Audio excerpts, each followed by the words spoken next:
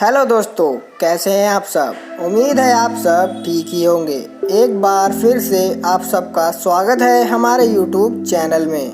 दोस्तों, अगर आप नवाब या फिर नवाबों की फैमिली के बारे में सोचते हैं तो मन में ऐशो आराम भरी ज़िंदगी, शानो शौकत, खूब सारा धन और दौलत, बड़े बड़े महल का ख्याल ही आता होगा।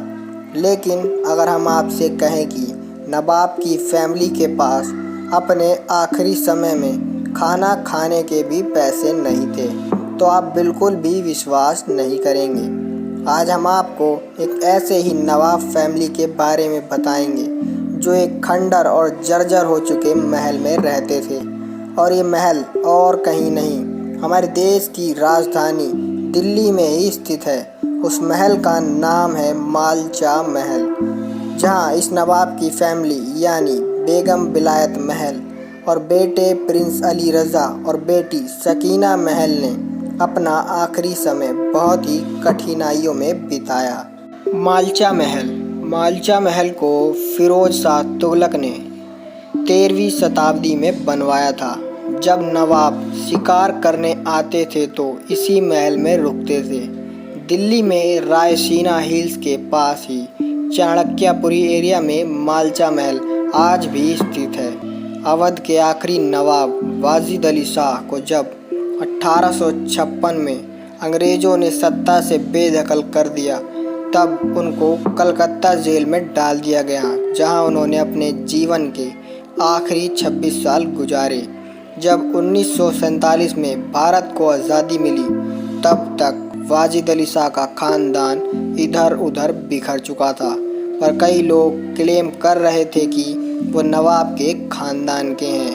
प्रधानमंत्री नेहरू ने नवाब के खानदान को कश्मीर में एक घर भी दिया था, पर 1970 में वो घर जल गया तो राजकुमारी अपने बेटे और बेटी के साथ लखनऊ आ गई। उस समय की सरकार ने राजाओं के भत्ते भी ख़त्म कर दिए थे। बेगम विलायत महल 1970 के दशक में लोगों के सामने आई। उनका दावा था कि वो अवध के अंतिम नवाब वाजिद अली शाह की परपोती हैं और वो भारत सरकार से उन तमाम जायदाद के बदले मुआवजे की मांग कर रही थी, जिसे भारत सरकार ने उनके दादा परदादा से जब्त कर लिया था। जब विलायत महल की मांगों पर कोई सुनवाई नहीं हुई तो एक दिन अचानक उन्होंने नई दिल्ली रेलवे स्टेशन के VIP लाउंज को अपना घर बना लिया। 10 साल तक उन्हें वहां से हटाने की नाकाम कोशिश होती रही। आखिरकार सरकार ने उन्हें मालचा महल दे दिया। विलायत महल ने सरकार के इस प्रस्ताव को स्वीकार कर लिया और बेटे प्रिंस अली रज़ा और बेटी सकीना महल के साथ मालचा महल में आ गई। वो अपने 7-8 कुत्तों को भी लेकर आई थी। बस ये नाम का महल था, ना तो इसमें बिजली थी, ना पानी और ना ही खिड़की दरवाजे। बेगम विलायत महल और प्रिंस अली रज़ा के जीते जी यहाँ किसी को कदम रखने की भी इजाज़त नहीं थी। उनके खूंखार कुत्ते बिन बुलाए मेहमानों को शाही परिवार से दूर ही रखते थे। वो आम लोगों से मिलना पसंद नहीं करते थे, ना तो कोई वहाँ जाता था और ना ही वो कहीं जाते थे। मालचा महल में आने के बाद तकरीबन 10 साल के बाद बेगम विलायत ने खुदकुशी कर ली थी। एक आर्कियोलॉजिकल सर्वे ऑफ इंडिया के अफसर धर्मवीर शर्मा इस महल का निरीक्षण करने भी गए थे, लेकिन वहाँ पर सीलिंग से उनके ऊपर एक सांप गिर गया। तभी धर्मवीर ने उस वक्त कहा था कि वह अब इस महल में कभी नहीं जा सकते। पता नहीं बेगम यहाँ कैसे रहती है। कुछ लोगों को यह भी लगता था कि इसमें खजाना छिपा हुआ है, जैसा कि हिंदुस्तान में हर महल को लेके लगता है। 24 जून 1994 को कुछ उत्साही लोग इस घर में उसी खजाने की तलाश में घुस गए। दोनों भाई बहन डर गए। उन्हें डर हो गया कि कहीं ये लोग उनकी माँ की कब्र ना खोद दें। भाई बहन ने खुद ही कब्र खोद दी और माँ की बॉडी जला दी, ताकि माँ की बॉडी और कब्र को नुकसान ना पहुँचे। इस घटना के बाद दिल्ली के लेफ्टिनेंट गवर्नर ने उनको रिवॉल्वर भी मुहैया कराया। धीरे धीरे इस महल को भूतिया होने की बातें फैलने लगी। लोग कहने लगे कि एक दो पत्रकार भी कहानी की तलाश में इस महल में घुसे पर कभी भी वापस नहीं आए। भाई बहन का बाहरी दुनिया से कोई भी वास्ता नहीं था। वो बस खाने पीने का सामान लेने अपनी साइकिल पर घर से बाहर निकलते थे। दोनों भाई बहन बहुत अच्छे पढ़े हुए थे। सकीना ने तो माँ के ऊपर एक किताब भी लिखी थी। किताब का नाम है प्रिंसेस ब्लायथ महल अनसीन पेजेस। पर यह किताब नीदरलैंड, फ्रांस और ब्रिटेन की लाइब्रेरियों में मौजूद है।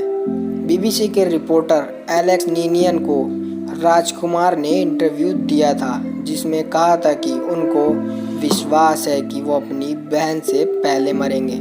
रिपोर्टर ने पूछा कि अगर राजकुमारी पहले मर गई तो वो क्या करेंगे, तो इसका कोई जवाब नहीं दिया। एलेक्स से सकीना ने कहा था कि मुझे एक लोडेड रिवॉल्वर दे दो, तभी इंटरव्यू दूंगी। एलेक्स ने बाद में कहा था कि राजकुमारी को रिवॉल्वर नहीं दिया गया था, इसलिए कैमरे में इंटरव्यू नहीं हो पाया। पर यह भी कहा था कि राजकुमारी ने रिवॉल्वर इसलिए मंगाया कि कैमरे पर ही वह अपनी जान दे दे, ताकि दुनिया तक इस खानदान की बात पहुँचे। कुछ साल बाद बेगम सकीना महल भी गुजर गई। अकेले रह गए प्रिंस अली रज़ा का जीवन बहुत ही रहस्यमयी बीता। वो किसी से भी नहीं मिलते थे। फिर सितंबर 2017 में उनका भी निधन हो गया। किसी को खबर तक नहीं लगी। पुलिस ने दिल्ली वक्फ बोर्ड की मदद से उनका अंतिम संस्कार करवाया। मालचा महल के दरवाजे अब सबके लिए खुले हैं। अंदर दाखिल होते ही चारों तरफ एक गुजरे हुए दौर की यादें बिखरी पड़ी हैं। यह थी एक नवाब फैमिली की बहुत ही दर्द और परेशानी से भरी जीवन की कहानी। इस तरह इस नवाब की फैमिली ने अपना अंतिम समय बिताया, जो कभी शानो शौकत में रहा करते होंगे। तो आपको हमारी ये वीडियो कैसी लगी? अगर आपको हमारी वीडियो अच्छी लगी है तो हमारी वीडियो को लाइक करें, शेयर करें और हमारे चैनल को सब्सक्राइब करें और बेल आइकन को भी प्रेस कर दें, ताकि आने वाली हर नई वीडियो का अपडेट आपको सबसे पहले मिलता रहे।